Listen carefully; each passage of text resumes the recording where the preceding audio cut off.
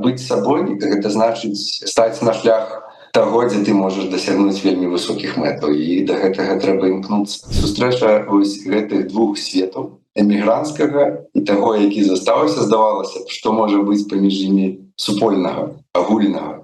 Але яны сустракаюцца, яны ціснуць адзін аднаму руку. Вось гэтае чаканне удачы, натхнення свайго часу і рэалізацыі ўсіх патаемных думак і мараў, гэта тое, напэўна, чым я і жыву. Быў бы тут зараз Лявон Артурович, ён бы ў такт праспяваў «Чаканне дастала». Магчыма, а мяне не. За 2 дня нация не делается. Это процесс пошука. Соблазняют тем, что они белорусы. И вот там рождается демократию. Честность – это не национальная идея. Працягваем шукаць, прамаўляць, намацваць беларускую нацыянальную ідэю. Усім прывітанне, в эфіры чарговы выпуск праграмы «Ідэя X». Праграмы, падчас якой мы працягваем шукаць, прамаўляць, намацваць беларускую нацыянальную ідэю. Як звычайна з вами ў студыі Зміцер Лукашук, а шукаць і прамаўляць нацыянальную ідэю мы будзем з маім госцем з далёкай, но такой блізкай нам дажлівай у пераважная большасць часу Бельгіі. Праўда, зараз я бачу за вакном у яго там сонца, што відаць, ну это з нагоды таго, што мы з ім сустрэліся і зараз пра беларускую нацыянальную ідэю гаварыць будзем. Так аж сонца у Бельгіі выйшла. Зміцер Крэс, паэт, літаратар і лекар. Прывітанне, Зміцер. Вітаю всіх, вітаю спадар Зміцер, вельмі прыемна. Зміцер, а вот можна я такое, может быть, не по тэме пытанне? Я калі у вас спытаўся, як вас прадставіць, вы сказали, ну, паэт, літаратар, а про лекара, ну, не варта гаварыць. Маўляў, было, цяпер нема, а што, вот, все, было, нема, вот вы зараз сябе ніяк, як лекара ўжо не асацыюеце? А то я самлюсь, спадзяюся, што яшчэ будзе, але тут такія цяжкія варункі надышлі ў жыцці, што трэба змагацца перш за ўсё за існаванне, а потым глядзець кім, дзе і ў якой якасці. Таму спадзяюся, што ў будучыні ўсё гэта адновіцца і зноў на лекарскую сцежку я натраплю, але пакуль што вось у іншай ідэнтычнасці з вами размаўляю. Тым не менш, мне вот вельмі цікава, справа ў тым, што за сваё жыццё я беларускамоўных лекараў сустрэў, ну, хопіць пальцаў адной рукі пералічыць. І вось зараз вы, вот напэўна, у гэтую ж одну руку і трапляеце таксама. І беларуская мова у вас, у лекара, які, у прынцыпе, ад пачатку, адразу, я так разумею, пасля школы пайшоў вучыцца на лекара, адкуль у вас? Бо звычайна, ну, как бы, ну, а на што яна нам? Што нам, яна дапаможа хворых лекаваць, гэтая беларуская мова, ці што? Адкуль гэта у вас? Ну, па-першае, наконт беларускамоўных лекараў іх нямала, іх я не сказаў бы, што шмат, але яны ёсць, і нават яны гуртуюцца, і вельмі прыемна сустракаць, гэта такая як секта ўнутры секты, і, канешне, з-за таго, што гэта сфера камунікацыі, я маю на ўвазе сістэму аховы здароўя, то лекары пераважна карыстаюцца той мовай, на якой да іх звяртаюцца. То адразу так і беларускамоўнасць некую выхапіць можа і не атрымаецца. Але яны ёсць, і мы, ў прынцыпе, усе камунікуем, падтрымліваем кантакт і ведаем, хто што, і гэта вельмі цікава, тым больш, што гэта пашыраецца, спадзяюся, яшчэ. Па меншай меры на той перыяд, калі я яшчэ працаваў лекарам, гэта пашыралася, то, спадзяюся, гэтая традыцыя не перарывалася, і цікавасць да беларускай мовы і беларускамоўнасць яны у гэтай сферы раслі. А што тычыцца ўласна мяне, то беларуская мова ў жыцці гэта некалькі, можна сказаць, крыніц. Перш за ўсё гэта безумоўна ідзе з сям'і. Моя інтэлігентная сям'я, дзе я рос, у прынцыпе, шмат карысталася беларускай мовай. Перш за ўсё бацька даследаваў генеалогію нашай сям'і, складаў радавод і, у прынцыпе, цікавіўся так агульнай гісторыяй, хоць быў і інжынерам. Таму беларуская мова заўсёды была на слуху. Часцяком, зразумела, ездзілі ў вёску, дзе дагэтуль ёсць сваякі, там прыклады гутарковай беларускай мовы і чуліся і браліся ў актыўны ўжытак. Ну і зразумела такая яшчэ крыніца як ідэнтычнасць, таму што кім ты есташ, поляк мовы, то мы хто ты гэткі, свой тутэйшы, таму беларуская мова безумоўна гэта важнейшы такі сродак не толькі камунікацыі, але люстэрка нашай ідэнтычнасці. Слухайте, вот мне вельмі цікава ўсё ж таки так, я адразу скажу, что по сваёй, ну как бы так, пакліканню свайму спадар Зміцер, ён сасудзісты хірург.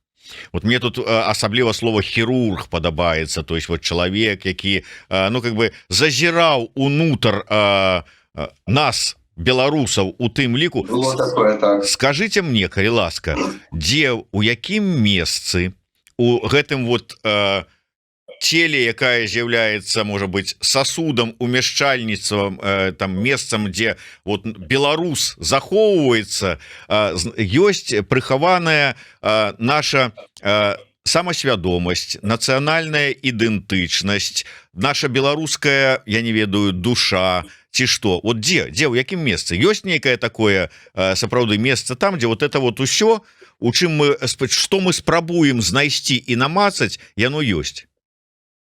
Я так мяркую, што гэта не на індывідуальным узроўні праяўляецца. Гэта праяўляецца перш за ўсё ў супольнасцях, таму што нацыянальная ідэя гэта в прынцыпе нейкі наратыў, які актыўна ўжываецца нейкай агульнай супольнасцю вялікай і які гэтая супольнасць прасоўвае сваімі дзеяннямі, усведамляючы ці не.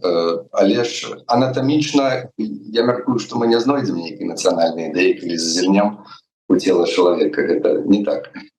Вот вам, калі ласка, ведаеце, гэта я чуў такую фразу, была это Надзея Нортон, былая прэзідэнтка асацыяцыі беларусаў у Амерыцы, сказала так, што 20-й год шкрыбануў па вот этому телу беларуса, і з-пад вот гэтага наросту, праз гэтага бетона нейкай там абыякавасці, ці там дзе там неважно на каком языке, нейкай, можа быть, нават рускасці, вылезлі беларусы. І вот я так думаю, можа быть, сапраўды можна дзесьці вот на гэтую кропку на теле знайсці, на якую можна як Карлсону націснуць раз і заработаў гэты маторчык беларускасці. Не, так не працуе. Гэта было б цудоўна, але на жаль, яно так не працуе, як мне здаецца. Добра, тады я просто для того, каб акрэсліць, можа быть, той шлях, по якім нам далей з вами ісці. Дайце, вось тут у гэтай нашай другой кнізе «Беларуская нацыянальная ідэя на маршы» ёсць, якую мы записывалі яшчэ ў Мінску. І тут ёсць размова з вашим калегам, лекарам. Я не буду называць яго імя, прозвішча, але мы записывалі гэта ўсё ў Мінску. Зараз ён таксама не жыве ў Беларусі, ён не змог там заставацца з вядомых прычынаў. Так вот, ён прыйшоў у студыю, і першае, з чаго ён пачаў размову, што нацыянальная ідэя і пошукі размовы пра нацыянальную ідэю – гэта зло. Таму што нацыяналізм раўно нацызм, раўно фашызм, раўно концлагера.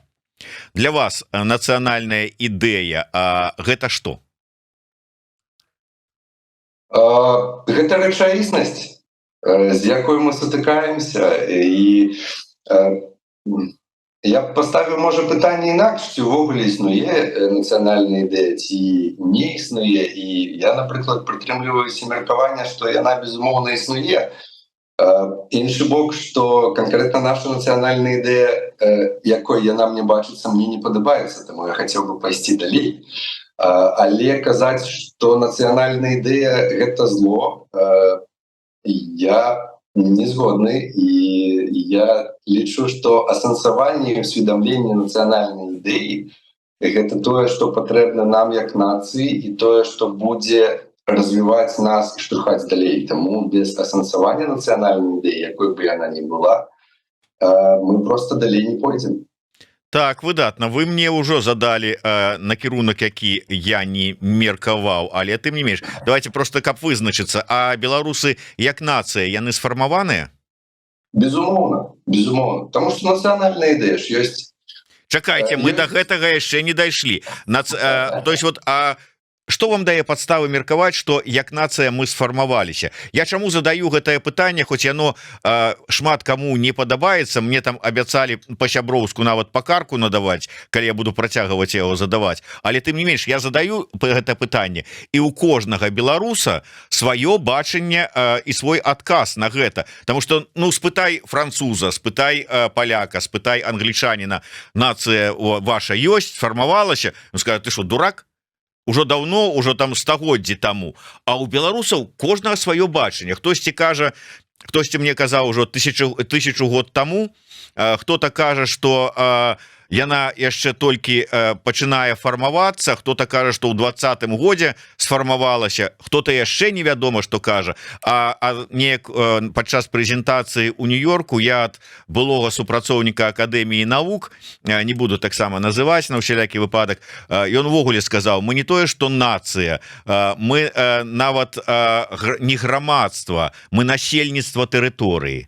Таму вот гэта дзіўная сітуацыя, калі у нас у кожнага свой погляд і свой адказ на гэта пытанне. І таму тут два в адным. Першае, ўсё ж таки, што вам дае падставы сцвярджаць, што сфармавалася, і таму можа быць адразу ваше меркаванне, чаму у нас такія розныя адказы на гэтае, здавалася, простае пытанне. Падставы лічыць, што мы існуем як нацыя, ёсць, і я такі прыклад, можа, цікавы прывяду. Рыхтуючыся да нашай з вами размовы, я просто быў вымушаны паглядзець тыя выпускі, якія яшчэ не глядзеў. Безумоўна, гэта такі неахопны свет, праглядзець усё, што вы зрабілі. Гэта вялікі, дарэчы, унёсак у нашу будучыню.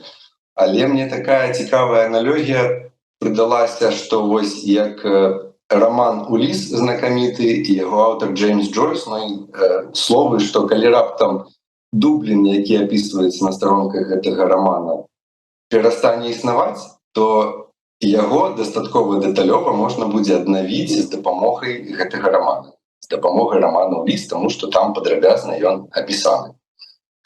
Дык вось, праглядаючы выпускі вашай перадачы, я падумаў, што калі раптам беларусы як нацыя, ёсць яна ці няма, раптам знікнуць, то з дапамогай той інфармацыі, якую вы ўжо сабралі, мы можам адтварыць 100% беларуса. Таму што усе людзі, якія выказвалі меркаванне ў вашай перадачы, яны ўсе маюць безумоўную рацыю, і словы бадай кожнага адгукаюцца, калі глядзіш, чытаеш, думаеш, разважаеш пра Беларусь, беларусаў і беларушчыну. Таму што гэта ўсё мы, якія распавядаем самі пра сябе. І ніхто не схлусіў, ніхто не сказаў нічога неардынарнага, гэта ўсё адпавядае рэчаіснасці, гэта ўсё адпавядае нам. Таму, дзякуючы вам, можна сцвярджаць, што мы існуем як нацыя, як народ. Гэта першае. А другое, як я сказаў, што тыя думкі, погляды, словы, меркаванні, якія мы выказваем, ніводная з іх, мне падаецца, не з'яўляецца для нас чужым. Мы можам пагадзіцца альбо не пагадзіцца, але наўрад ці нехта усумніцца ў тым, што існаванне ўсіх гэтых якасцяў, усіх тых рысаў характару, якія пералічваліся, ідэй, мэтаў і іншага у нас існуюць. Яны існуюць безумоўна. Яны ўсе нас злучаюць. Вот вы сказали такую фразу 100% беларус. І што гэта за беларус? Вот сабяром з тых выказванняў, што там ёсць, там, ведаеш, пачынаючы ад словаў там глобуса «барані сваё» і працягваючы іншымі словамі, а можа так і трэба, і там мы тутэйшыя, не мы не тутэйшыя і ўсё астатняе. Што мы атрымаем па выніку? Ці не атрымаецца нейкая такая разорви мозг мозаика? Не думаю. Атрымаецца звычайны чалавек. Звычайны чалавек, прадстаўнік нейкага агульнага досведу, гістарычнага, сацыяльнага, палітычнага, культурнага і іншых. І гэты чалавек такий, так би мовіць, експериментальний зомбі, якого ми аднавілі ось у гэтым інтэлектуальным эксперыменце, знешне і шмат у чым унутрана, і ён нагадваў бы нас саміх, наше адлюстраванне. Але мы розныя, таму ён не можа быць нейкі унікальны, ён можа быць толькі агульны. Вы, добра, давайте до таких сур'ёзных ужо перайдзем тэмаў. Вот от вас прогучала фраза «нацыянальная ідэя у нас ужо сёння ёсць, але яна вам не падабаецца». Давайте мы тады перш агучым, якая ж у нас ёсць вот гэтая не вельмі такая прывабная нацыянальная ідэя. Ну, у нас ёсць такі нацыянальны пророк Янка Купала, і ўжо, здаецца, я не буду арыгінальны, ды і ўвогуле арыгінальным быць у гэткай тэме немагчыма, наадварот. Гэта мусіць быць нешта абагульняючае, і ўжо ў вашай перадачы удзельнікамі гэтай перадачы указвалася гэтая думка, што людзьмі звацца гэта штосьці такое, што вельмі блізкае да нашай нацыянальнай ідэі. Але мне здаецца, яно ўжывалася ў трошкі іншым кантэксце, таму што згаданы 20-й год, ён усе нашыя супярэчнасці просто вынес на паверхню і зрабіў відавочным усё тое, што хавалася да пары да часу у нас, і для кагосьці яно, магчыма, не было відавочным, для кагосьці яно стала відавочным пасля 20-го году. Калі, напрыклад, усіх нас такіх розных тут і там прааналізаваць, паглядзець на нас вось так знешне, то мы ўсе займаемся у прынцыпе адной і той жа дзеяй, гэта пошукам легітымнасці і пошукам суб'ектнасці. Мы хочам звацца людзьмі. Гэта можна трактаваць як нейкі высокі маральны этычны прынцып чалавека, як цэнтру сусвету і так далей. Але ў нашым маштабе гэта значна прасцей. Там, дзе людзі ўжо маюць нешта, нам да гэтага трэба яшчэ зрабіць адну прыступку, зняцца на гэтую прыступку. За мяжой мы мусім даказваць, што мы ёсць, хто мы такія і так далей. Тыя, хто застаўся у Беларусі у розных лягерах, яны таксама даказваюць, што мы ёсць, з намі трэба лічыцца і так далей. Таму усе мы вось ідзем у гэтым наратыве жадання звацца людзьмі, палітычна, сацыяльна, культурна і так далей. І, на жаль, вось гэта якраз тое, што мне бачыцца вельмі блізкім да нацыянальнай ідэі. Чаму, на жаль? Таму што, зразумела, ніхто не хацеў бы апынуцца на прыступку ніжэй. Там, дзе ўсе людзі ўжо там нешта маюць такое, на што можна абаперціся, нейкі грунт, нейкі падмурак, то нам яшчэ трэба на гэты падмурак узняцца. Таму, на мой погляд, было мэтазгодна проста нацыянальную ідэю, тую, якая яна ў нас ёсць, вось якой яна мне бачыцца, падзяліць на дзве такія катэгорыі: беларускую нацыянальную мэту і беларускую нацыянальную мару. Вось няхай жаданне звацца людзьмі у розных аспектах, у розным кантэксце будзе нашай нацыянальнай мэтай, да якой мы нарэшце дойдзем, возьмем гэтую вышыню і пойдзем далей. А далей мы пойдзем да беларускай нацыянальнай мары. А вось якая яна будзе, гэта, канешне, пытанне. Што пакуль што нам трэба яшчэ адолець гэтую прыступку. Ага. Добра, значит, у выпадку з вами мы будем фармуляваць нашу нацыянальную мару, потому что с мэтай зразумела, хотя ведаеце, колькі там ужо больш за 100 гадоў і Купалу, і прыблізна, відаць, гэтаму вершу таксама людзьмі звацца, і такое адчуванне, што, ведаеце, гэтая мэта ўжо ператварылася ў мару, амаль што недасяжную, таму што нават калі браць класікаў, нават калі браць вот літаратуру, то па-іншаму ўсё, што мы, я мужик беларус, і там далей ужо там гэты мужик беларус, бедны няшчасны, з заскарузлымі нейкімі там рукамі, нагамі, у лапцях, ідзе, уткнуўшыся ў гэтыя лапці позіркам, позірк не падымае, таму што, не дай Бог жа, сустрэцца з вачыма з кім-небудзь, і праз вякі, праз стагоддзя, прэ некуды, вот невядома куды гэтую сваю крыўду. Нікому яна не патрэбная, а ён усё адно і некуды прэ, усе навокал там... Не паказаць на свет цэлы, тое, што мы зараз робім. там побач людзі нешта там змагаюцца, дамагаюцца, хай можа быць гінуць, але з гонарам, годнасцю, а гэты вот утаропіўшыся прэ некуды сваю крыўду. Можа быць, сапраўды, ведаеце, такая недасяжная мара мэта, ці мэта мара? Ну, я не думаю, что мэта і мара ў дадзеным выпадку зліваюцца, тому что перафразоўваючы вось гэта мэта звацца людзьмі, тымі, з кім бы астатнія лічыліся, гэта наше жаданне у заўтрашнім свеце быць неаспрэчнымі, каб ніхто не сумняваўся, што мы ёсць. Але мара — гэта бліжэй наше жаданне ў заўтрашнім свеце быць запатрабаванымі. Каб не просто мы існавалі і ўсе разумелі, што мы ёсць, і няхай будуць вельмі добра, але каб была нейкая запатрабаванасць ад іншых народаў, ад іншых людзей, менавіта ў нас, магчыма, наш нейкі досвед зможа даць нам гэтую запатрабаванасць і гэтую цікавасць для іншых народаў, іншых людзей. Але вось мне здаецца, што калі ўжо мара гэта ўвасобіцца ў нейкія прыгожыя словы, прыгожыя выразы ёмістыя, то гэта будзе адлюстроўваць вось гэтую запатрабаванасць, каб мы былі цікавыя.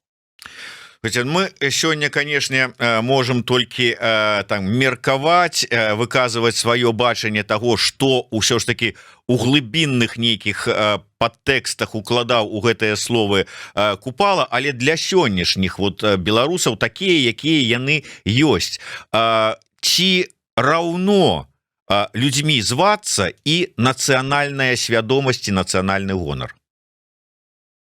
То есть колькі нацыянальнага для сучаснага сённяшняга беларуса у тэзісе людзьмі звацца? То есть да, мяне будуць паважаць, але я буду там гаварыць на нармальным языку, не ведаць там сваіх продкаў, сваю гісторыю і і вообще так галоўнае, каб мяне паважалі.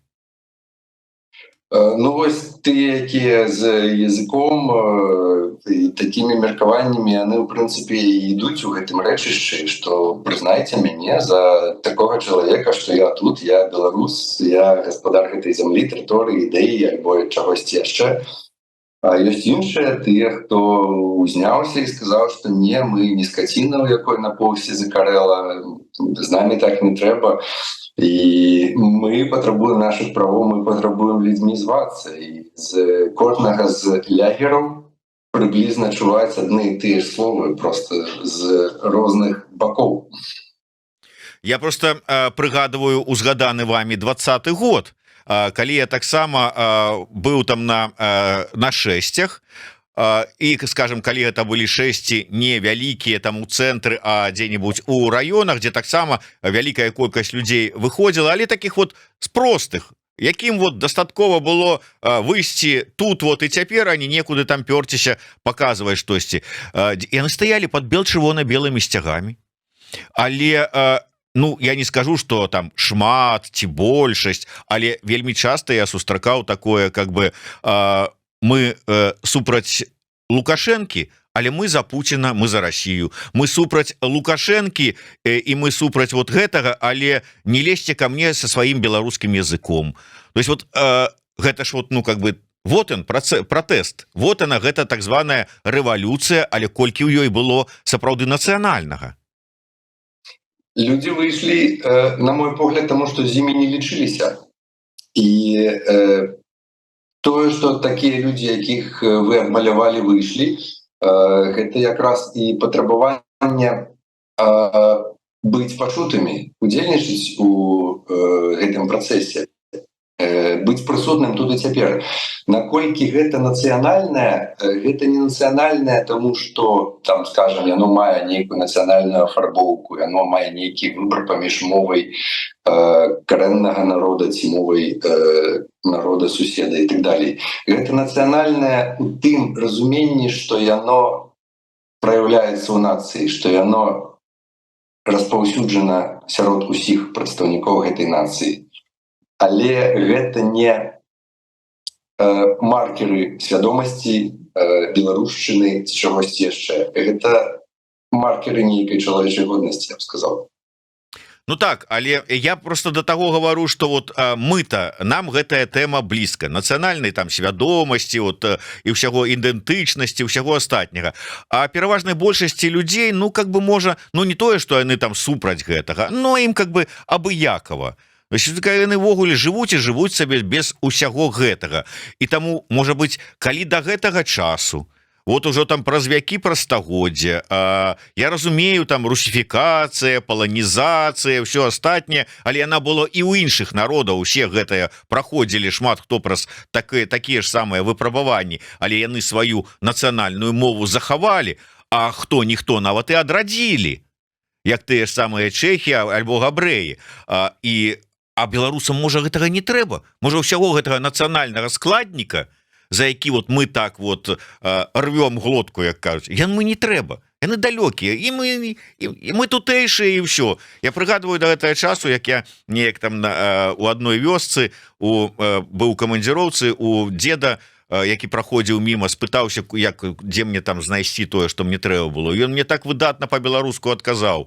Кажу, якая у вас выдатная беларуская мова. Там ледзь прытомнасць дзед не страціў. Да што? Да я не ўжыць, нікада, ніякай беларускай мовы. Говорю, так вот же, а як вы гавары? Ніякай беларускай мовы, я гаварыў па-нашаму, па-простаму, па-нашаму. Не трэба ім гэта беларуска. Вот наша, тутэйшая, і ўсё, нічога такога вот з канкрэтнымі пазнакамі, маркерамі ім не трэба. Можа так? Нішто так не адшліфоўвае нацыянальную ідэнтычнасць, як сутыкненне з іншасцю. Калі мы знаходзімся ва ўласным пухіры, дзе мы акрамя сябе не бачым нікога, гэтая тэма не стане раптам для нас актуальнай. Яна актуалізуецца тады, калі мы выбіраемся за межы гэтых пухіра і сутыкаемся з іншымі, у якіх ёсць зусім іншае меркаванне пра нас, пра сябе і так далей.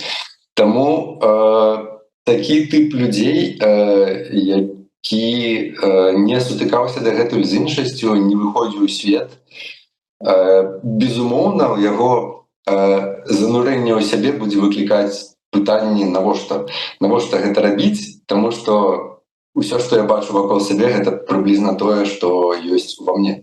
Але калі мы сутыкаемся з іншасцю, то прыходзіцца занурацца, прыходзіцца задаваць сабе пытанні, у тым ліку нязвычныя пытанні, і аналізаваць сябе глыбей. Таму архаічнасць нашага ладу жыцця, калі, у прынцыпе, мы не з'яўляемся мабільнымі, калі мы не інтэгруемся ў нейкую інфармацыйную сусветную сетку, яна вось дае такі плён, што навошта гэта? Не, ну, слухайте, до 20-го года і до 20-го года, дакладней, беларусы былі тым народам, той нацыяй, якая найбольш атрымлівала шенгенскіх візаў на душу насельніцтва. То есть ездзілі. А дзе была тая беларуская мова, дзе было это самасвядомасць, дзе было паглядзелі, трэба і нам адражаць сваю ідэнтычнасць, бо там же ж вот, ну ездзілі ж. Я разумею, што, можа быць, дзесьці там едучы ў Літву далей Акропаліса не ездзілі, а у Польшчы там бліжэй, далей там бліжэйшай бедронкі. Але тым не менш ездзілі, бачылі, маглі. Спадвігла гэта да нейкіх вот зменаў, хай не усе нацыянальных, не ўсе народных, але у вельмі шырокім такім нейкім такім ключы две падзеі: 20-й год, дакладней рэпрэсіі 20-го года, і 22-й год, вайна ва ўкраіне. То што гэта азначае? Як там мне сказалі украінцы, ніхто не зрабіў так шмат для да шліфавання украінскай нацыі, як расійскія акупанты. То можа быць што? Вот без крыві, без складанасцяў, без выпрабаванняў нацыя не шліфуецца. Так і будзем нейкімі такімі аморфнымі, незразумелымі, тутэйшымі, якія не тое, не сёе. Не думаю. Наконт візаў яны далі плён, як мне здаецца, і гэта вылілася, напрыклад, у 100 гадоў БНР, Таму што кажуць айцішнікі, ну добра, айцішнікі безумоўна, яны склалі такі грамадскі запыт на нейкую цікавасць, на нейкія ініцыятывы грамадскія і так далей. Але дзякуючы таму, што якраз шмат людзей павыязджала, паглядзела, як яно ўсё ёсць, яны прыехалі, пабачылі, мы хочам сваё. Зрабілі 100 гадоў БНР. Потым, калі я не памыляюся, недзе там блізка былі гэтыя еўрапейскія гульні, то бок праўладнае ўжо такое мерапрыемства, зробленае ўладамі, але якімі яны былі, мы трохі забыліся, там, дзе гэтая галава зубра вылазіла і казала, што я беларус, па-беларуску, я жыву на сваёй зямлі.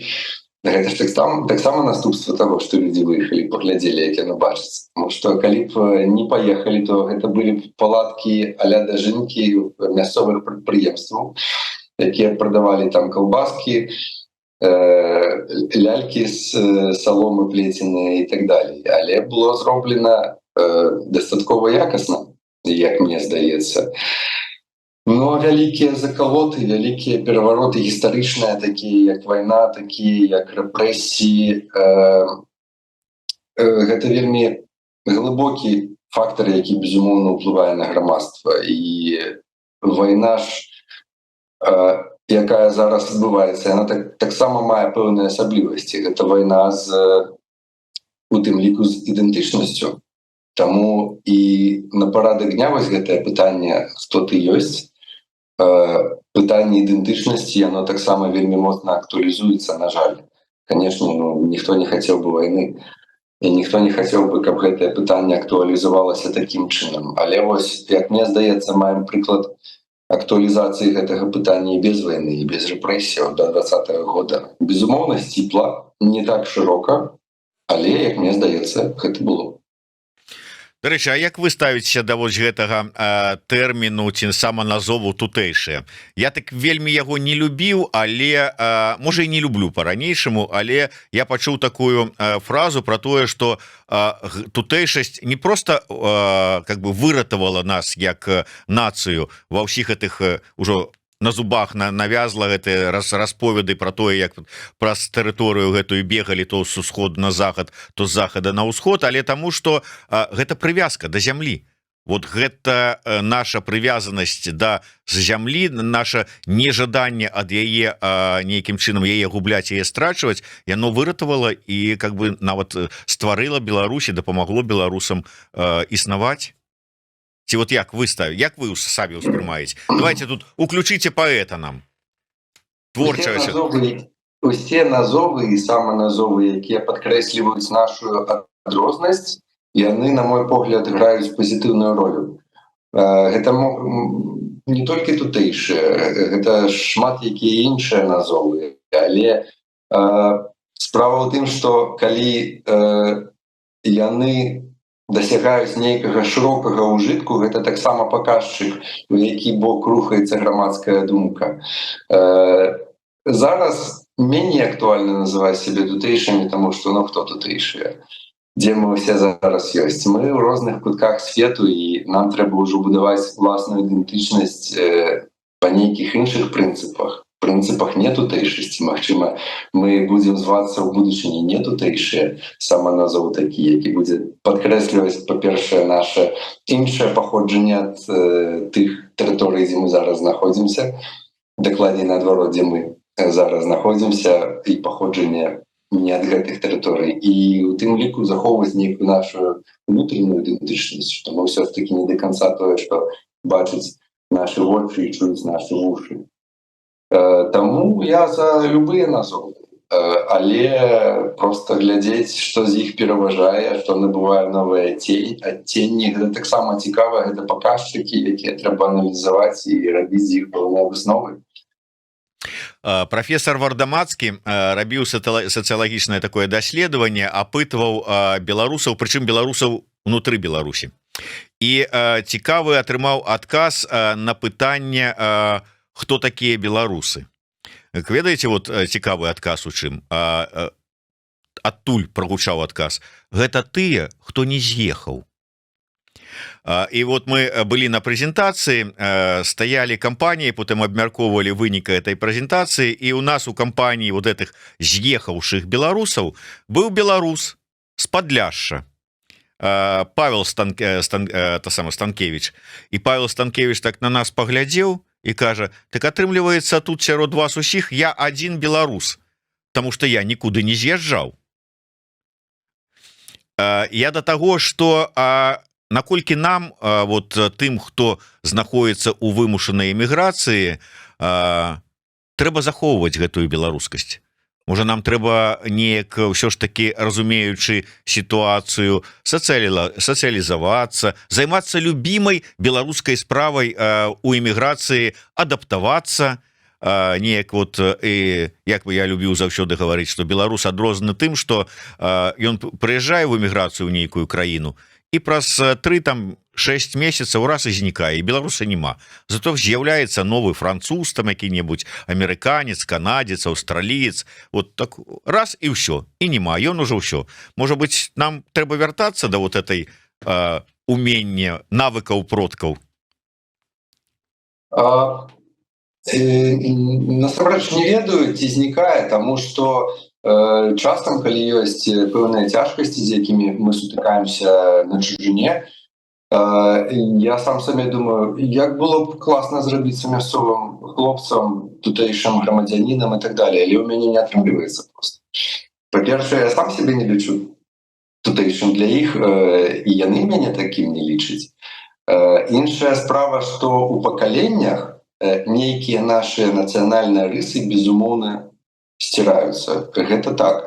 Але наконт таго, што ў прынцыпе лёгка беларусы адаптуюцца дзе-нідзе, хутчэй за ўсё яны не адаптуюцца, хутчэй за ўсё яны проста прыхоўваюць нейкія свае адрозныя рысы, нейкія нацыянальныя якасці, проста стараюцца быць такімі, як і ўсе навокал. Але ці атрымліваецца ў іх гэта, насамрэч, для мяне гэта пытанне.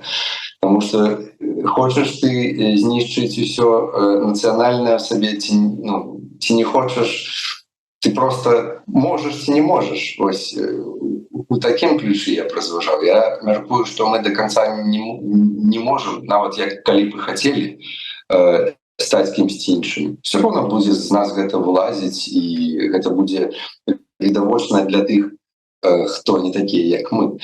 Яны заўсёды будуць ведаць, што мы гэта іншае для іх. І у гэтай плашчыне захавання нашых якасцяў, захавання нашай ідэнтычнасці, гэта вельмі добрая справа, таму што гэта тое, дзе мы можам быць лепшымі. Гэта тое, дзе мы можам дасягнуць поспеху.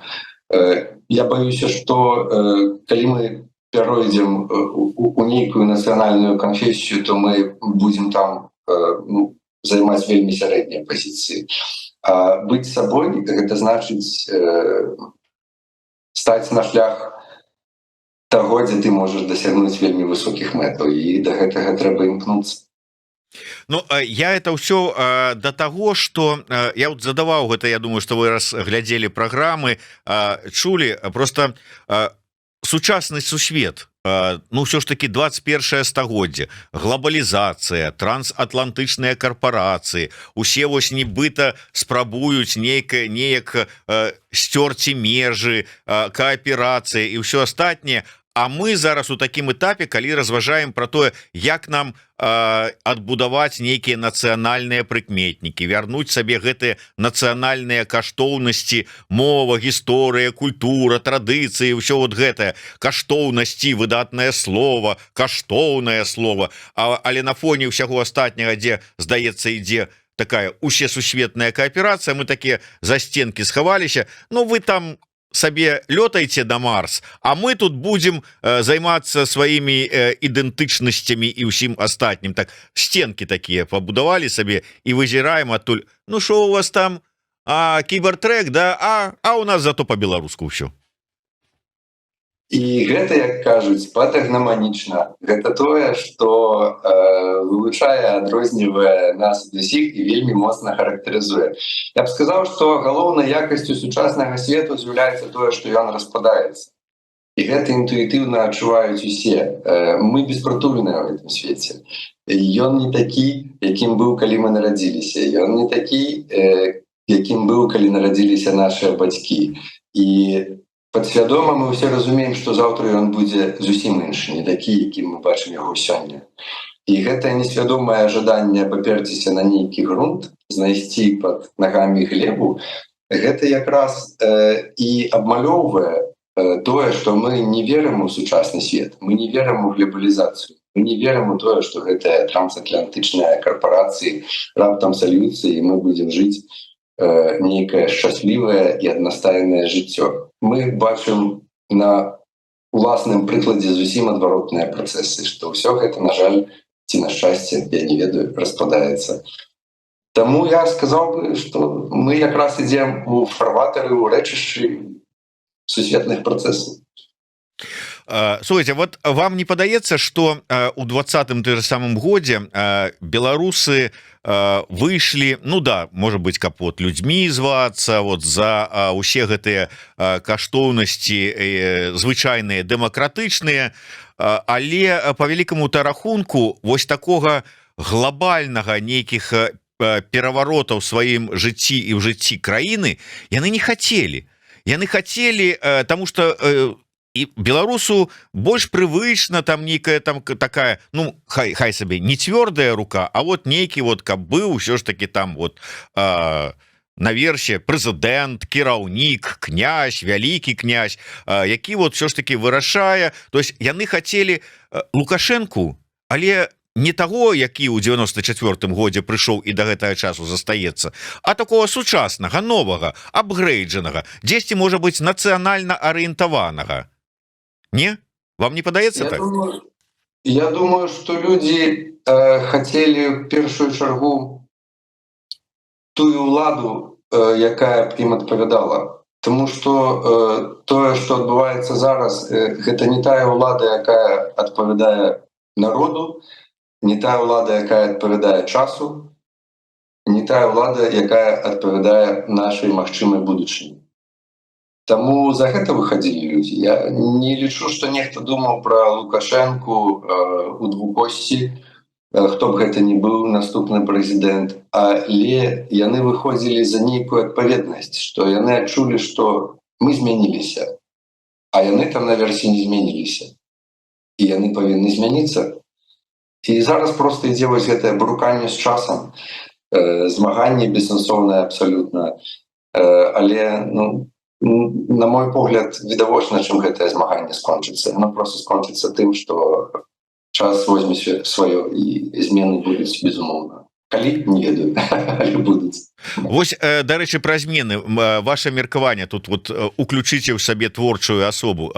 Я паказваў вось гэтую кнігу. Это такая вось пра 20-й год кніга, дзе мы записывалі ўсіх людзей, і фактычна кожны, каго я пытаўся, і калі размова ішла пра тое, што адбываецца ў беларускім грамадстве, тое грамадства, якое для сябе адкрыла раптам і беларускую музыку, і беларускую тэатр, і гісторыю, і філасофію, все што заўгодна, такі вау, да вы шо? У нас оказывается такое. И я пытаўся, ну вот такие змены, наколькі яны незваротныя.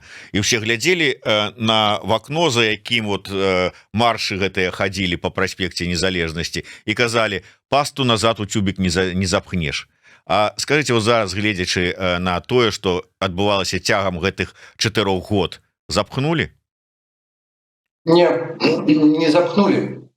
Справа ў тым, што афіцыйныя ўлады ў Беларусі зараз займаюць такую даволі кансерватыўную, рэтраградную пазіцыю, як я ўжо сказаў, там змаганне бессэнсоўнае з часам, нейкія актыўнасць такая, ну, ўжо для учорашняга дня не актуальная, а яны неяк усё вось занураюцца глыбей у сваё безрадаснае мінулае. А з іншага боку, тыя людзі, якія, ну, пераважна гэта людзі, якія выехалі за межы Беларусі, таму што там ужо яны знаходзяцца фізічна, просто не могуць. Яны фармуюць супрацьлеглы полюс. Тыя, хто ў замежжы, і яны фармуюць нейкі свой канцэпт, сваю ідэю, свой парадак дня, свае мэты і так далей. Зразумела, што Беларусь, якая знаходзіцца паміж дзвюма гэтымі кропкамі, яна не будзе адпавядаць у будучыні ні адной з гэтых дзвюх кропак. Яна не будзе не такой, якой хочуць, каб яна была афіцыйнай улады, і, магчыма, на жаль, яна не будзе такой, якой мы хочам яе бачыць. Тыя, хто узяўся і апынуўся па-за межамі гэтай Беларусі. Яна будзе нейкай іншай, але мы, як супрацьлеглы полюс таго, што знаходзіцца зараз там, задаем пэўныя межы, у якіх будзе рухацца далейшае вось гэтае наше развіццё нацыянальнай ідэі і наша Беларусь. То бок трэба развітацца з ілюзіямі, на мой погляд, што там нейкае запануе і закрасуе і так далее. Оно не будзе такім, якім мы яго бачым. Але з дапамогай нашага ціску яно будзе не такім, якім хочуць зрабіць яго афіцыйныя ўлады. А вы не думаете, что ну вот у прынцыпе гэтая паўзучая русіфікацыя, яна ўсе 30 гадоў панавання Лукашэнкі была канкрэтна, але зараз вот апошнія гады, асабліва пасля 22-го года, яна пайшла просто такімі ну тэмпамі цунамі. Вы не думаете, что вось гэтае, что за пэўны час, пакуль гэтыя муры і рэжымы рухне, адбудецца тотальная русіфікацыя беларусаў? Не думаю. Я думаю, што ў першую чаргу заўсёды наша тоеснасць, наша ідэнтычнасць, яна будзе грунтавацца на чымсьці, што ўжо зроблена і зроблена намі. Такі вялікі пласт тэкстаў, такі вялікі пласт культурны, на якім зараз знаходзіцца наш народ стаіць, яго просто так не знішчыць. Яго можна забараніць, яго можна скасаваць, але гэтыя рэчы яны нікуды не падзенуцца. І так ці інакш яны будуць уплываць на нас, яны будуць нас фармаваць. Таму і беларушчына нікуды не знікне. Можа не быць тэрыторыі, можа не быць дзяржаўнасці, можа не быць нават тых, хто чуў у сваім жыцці беларускую мову, але той набытак, які ўжо зроблены, ён проста будзе дамінаваць над любым, хто возьмецца за справу беларушчыны. То бок я мяркую, што не.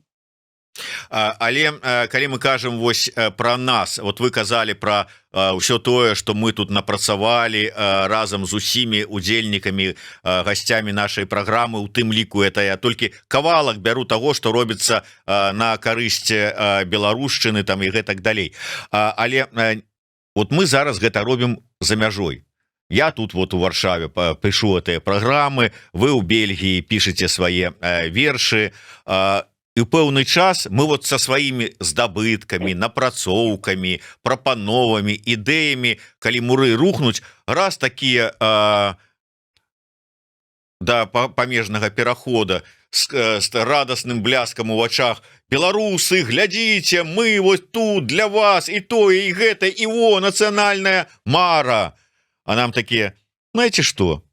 Вон, дзе вы там сядзелі і это ўсё там фармулявалі, намацвалі і ўсё астатняе, вот туды валіце ў свае там Бельгіі, Варшавы з Амерыкамі, і там, калі ласачка, а мы самі з вусамі, з бародамі, з валасамі і з усім астатнім, у нас сваіх думак хапае, так што не трэба нас тут вучыць сваім замежным гэтым усім прэмудрасцям.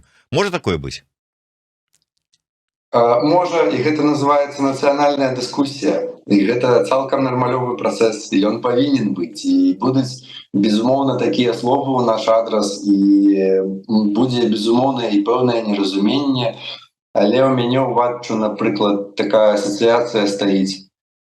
Канец існавання Савецкага Саюза, такі знакаміты фотаздымак, але гэта ўжо часы перабудовы, і у Менскі дом літаратара БССР прыязджаюць, ну, яны прыязджалі, безумоўна, не ў дом літаратара, але яны там апынуліся ў тым ліку пісьменнікі-эмігранты, сярод якіх Майсей Сяднёў. І вось знакаміты фотаздымак маленькага росту Майсей Сяднёў, які выехаў там падчас Другой сусветнай вайны на захад, і захаваў і мову, і захаваў і пэўныя традыцыі даваеннага беларускага грамадства і так далей. і ён цісне руку, калі я не памыляюся, Нілу Гелевічу, вялікаму беларускаму дзядзьку, які вышэй яго на 2 галавы. І вось для мяне гэты фотаздымак гэта якраз сустрэча вось гэтых двух светаў, эмігранцкага і таго, які застаўся, здавалася б, што можа быць паміж імі супольнага, агульнага. Але яны сустракаюцца, яны ціснуць адзін аднаму руку. І гэта тое, што абнадзейвае. І я проста перакананы, што гістарычна складзецца вось зноў такая паралель адбудзецца, калі прыблізна такога кшталту і такога маштабу асобы сустрэнуцца. Хто гэта будзе, не ведаю. Бахарэвіч і нехта з Беларусі, хто можа вырасце ці зазяе нейкай унутранай славай беларускай, не ведаю, але гэта адбудзецца, я ўпэўнены в этом. Ну, можа быць.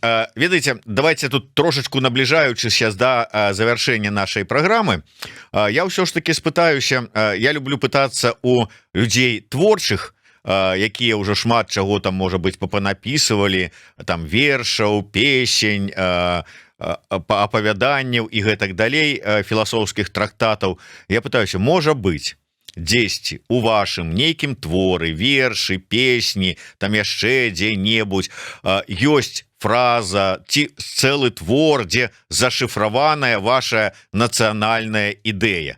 От калі казаць пра Змітра Крэса, тут і тады ўжо не на ідэю, а пра мару. У вас ёсць верш, напрыклад, дзе ваша мара нацыянальная беларуская зашифрованная, а можа не зашифрованная, а адкрытым тэкстам прапісаная, прамоўленая? Адразу у галаву прыходзіць Хоку. Я мяркую, што яна вельмі ёмка проста адлюстроўвае заўсёды ўсе мае спадзяванні. Хоку — гэта японская форма вершаваная паэзіі з 3 радкоў. Дзень цэлы чакаў, хіба і зараз не ўважыш мяне, казуля. Вось гэтае чаканне, удачы, натхнення, свайго часу і рэалізацыі ўсіх патаемных думак і мараў — гэта тое, напэўна, чым я і жыву. Быў бы тут зараз Лявон Артурович, ён бы ў такт праспяваў «Чаканне дастала». Магчыма, а мяне не. Добра, давайте просто, можа быць, такі каротенькі бліц. Новая Беларусь. Гэта краіна з якім палітычным рэжымам? Гэта прэзідэнцкая, парламенцкая, анархія, манархія, княства вялікае? Парламенцкая рэспубліка максімальна дэмакратычная, дзе ўлада не вертыкалізаваная, а знаходзіцца на нейкіх гарызантальных узроўнях і вось распаўсюджваецца між народа гарызантальна. Дзяржаўная мова, якая і колькі? Адзіная беларуская, безумоўна. Мне вельмі спадабалася ідэя мовы нацыянальных меншасцяў, няхай. Чым больш, тым лепей. Я ўвогуле люблю мовы, люблю разнастайнасць, але зразумела, што беларуская адна дзяржаўная і заўсёды. А лекары здолеюць вот сваю лекарскую працу рабіць на беларускай мове? Гэта было б самым лёгкім выклікам, які магчыма паставіць перад намі будучыня. А самы цяжкі які? Перафарматаваць медыцыну. Гэта будзе значна цяжэй. Ого. На гэтую складаную тэму мы закранаць зараз не будзем, бо баюся надоўга. Добра, у роў на мяжы з Беларусіяй і Расіяй запускаем кракадылаў ці пітонаў? Мяжа, просто мяжа, без кракадзілаў, без пітонаў нам нікуды не падзецца, але мяжа. Ну і беларуская мара ад Змітра Крэса гучыць як? Мы так шмат пра гэта гаварылі. Але канцэнтравана. У стылі Хоку, можа быць, нават. Не, прасцей. Зацікавіць увесь свет нашай ідэі. А наша ідэя гэта А гэта мы. людзьмі звацца. Так.